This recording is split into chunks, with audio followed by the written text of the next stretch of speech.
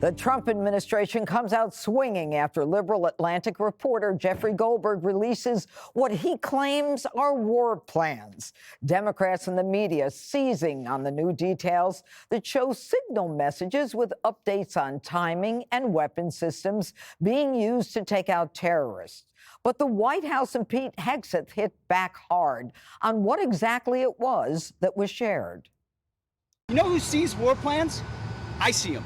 My job, as it said atop of that, everybody's seen it now, team update, is to provide updates in real time, general updates in real time, keep everybody informed. That's what I did. There was no classified information transmitted. There were no war plans discussed.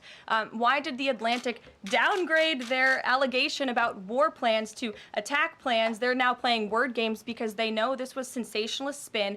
Do you trust the Secretary of Defense, who was nominated for this role, voted by the United States Senate into this role, who has served in combat, honorably served our nation in uniform? Or do you trust Jeffrey Goldberg, who is a registered Democrat and an anti-Trump sensationalist reporter?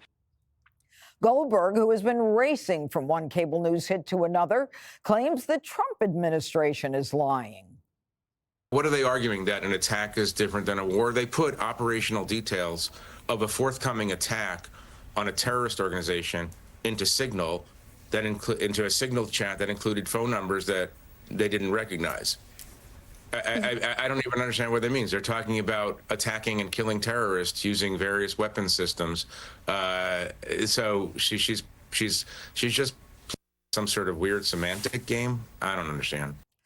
And Democrats used another hearing on global threats today to attack the White House, showcasing giant printouts of the text chain for maximum effect. Liberals said the media also rolling out a new smear against Hegseth.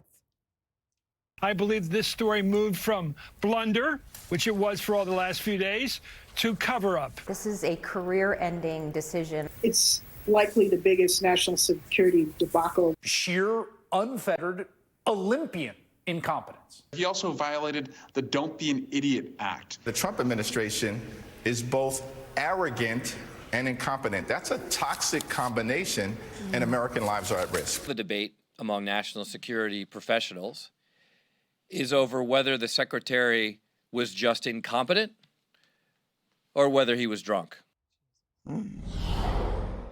All right, Jesse. Jeffrey Goldberg, we know, is a Trump hater. He peddled the Russia collusion hoax. He peddled the suckers and losers idea. There were no locations, no routes, no flight path, no sources and methods, no classified information. It was a successful mission. No American was hurt. What's the hoopla about?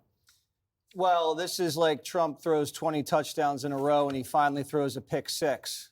And that's what everybody wants to talk about. And the only way you get people to stop talking about it is you throw another touchdown.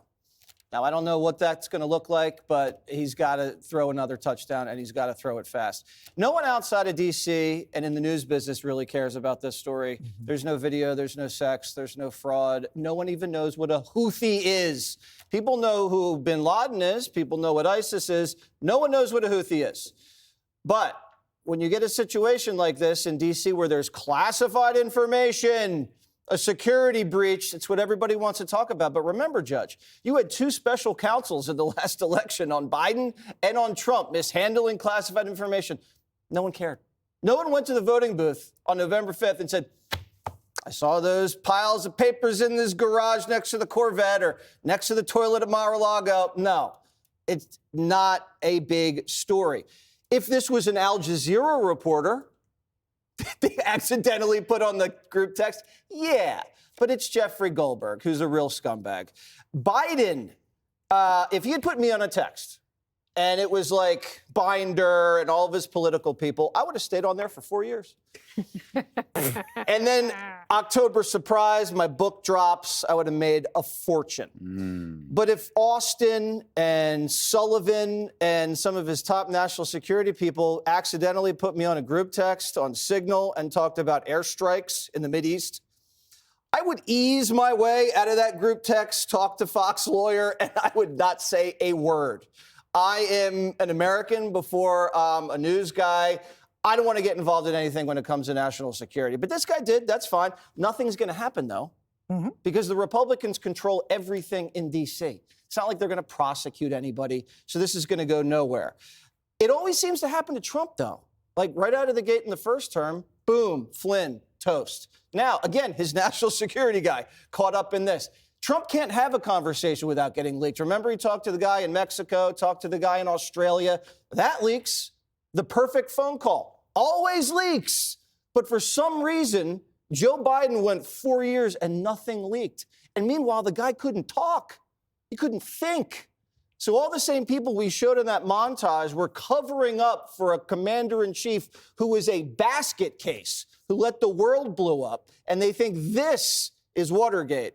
I'm not buying it. Hey, Sean Hannity here. Hey, click here to subscribe to Fox News YouTube page and catch our hottest interviews and most compelling analysis. You will not get it anywhere else.